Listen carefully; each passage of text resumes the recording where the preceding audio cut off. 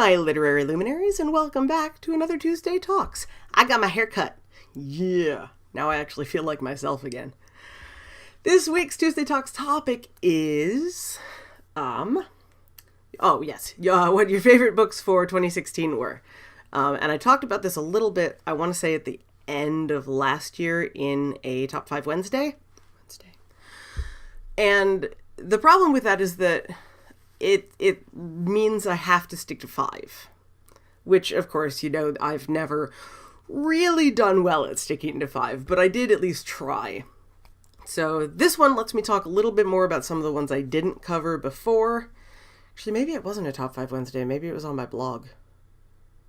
I don't know. But in any event, let's talk about some of the books I liked best that I read in 2016.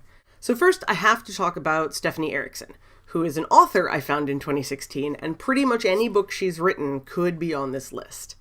I've read 2 of her trilogies now. The Children of Wisdom trilogy, which is The Fate, the Reaper, the Human. And then I read the Unseen trilogy, which is Unseen, Unsomething, and Undivided.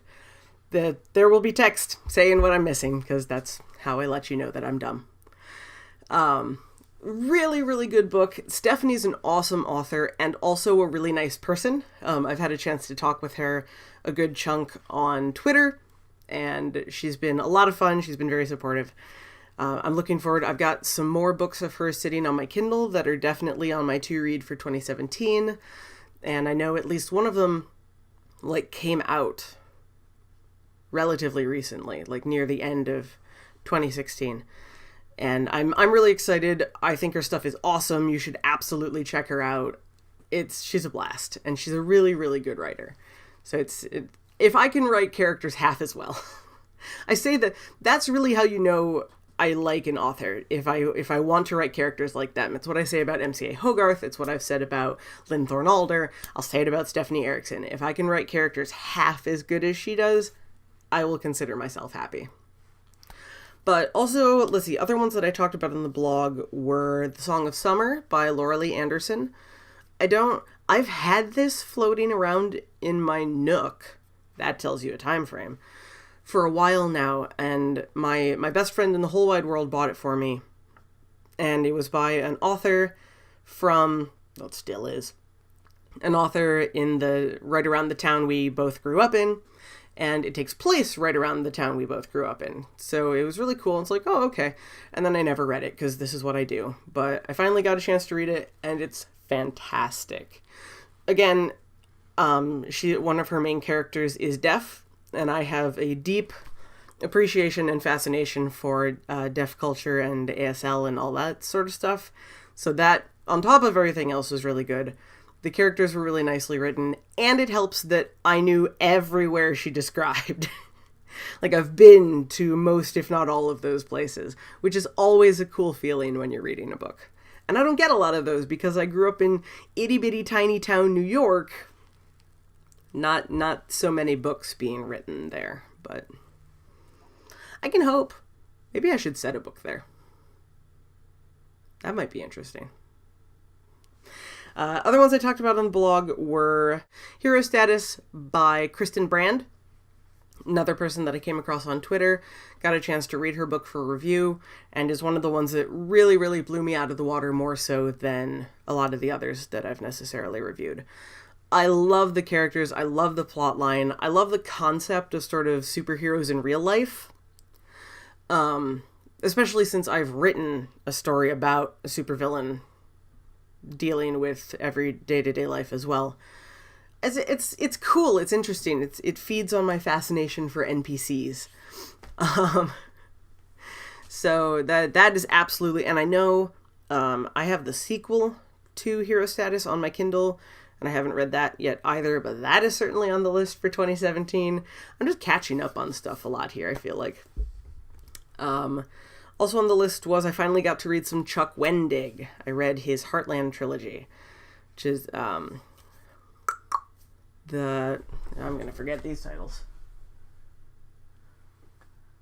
Under the Empyrean Sky, Blightborn, and The Harvest.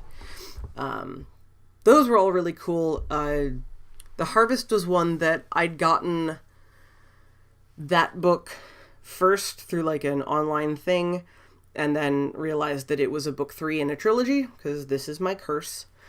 And so it took me a while, but I got the other 2, read all those. I have another trilogy of Chuck Wendig sitting over on this bookshelf that you can't see, and I'm going to read those hopefully sometime soon as well.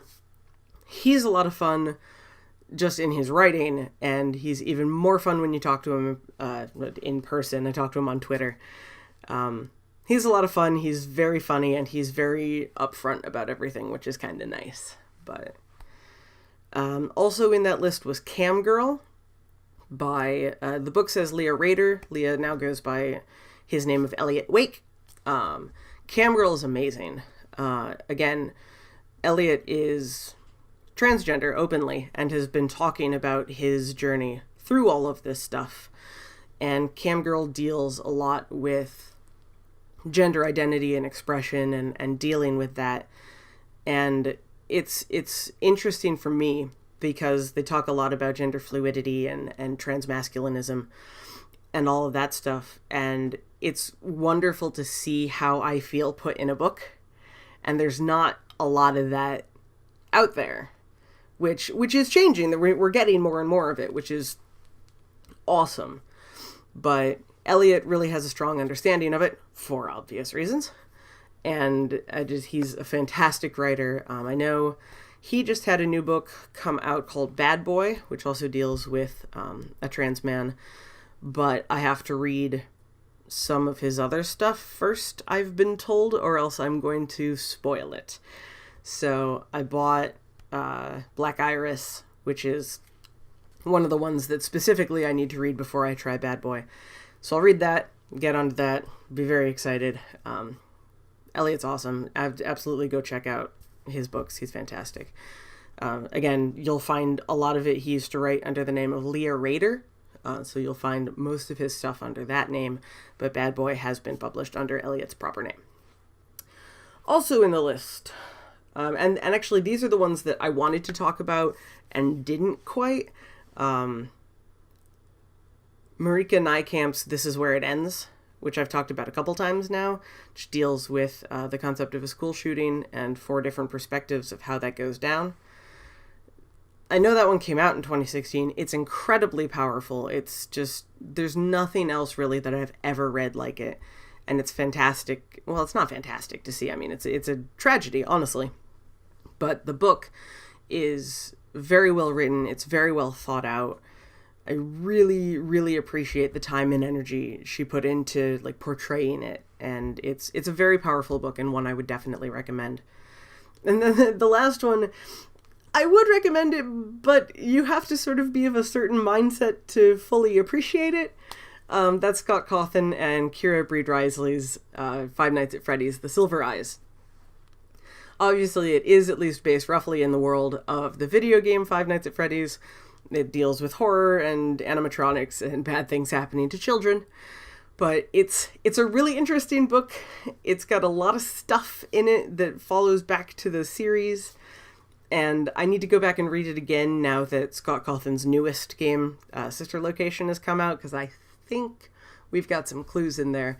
But I do genuinely think that you can enjoy the book without being fully invested in the lore of Five Nights, but I've also seen a lot of reviews that say if you're not a FNAF fan, then you're going to be utterly lost. I don't personally agree with that, but I will leave that to your particular opinion. But this video has already gone way longer than mine usually do. I'm going to leave it there. Let me know, what are your favorite books of 2016, either that came out in 2016 or that you read that year. I'd love to hear from you guys. Let me know in the comments down below or on Twitter at KRINFrey. As always, I love to hear from you. If you liked the video, be sure to give it a thumbs up. It is very much appreciated and very much helps. And hey, if you're new to the channel and you like what you see, why not subscribe? YouTube will very kindly let you know anytime that I post a new video, particularly if you hit the little bell icon, which should go up every Tuesday and Thursday. But until next time, I shall bid you all adieu, and I will see you all on Thursday for a Top 5 Wednesday. Bye!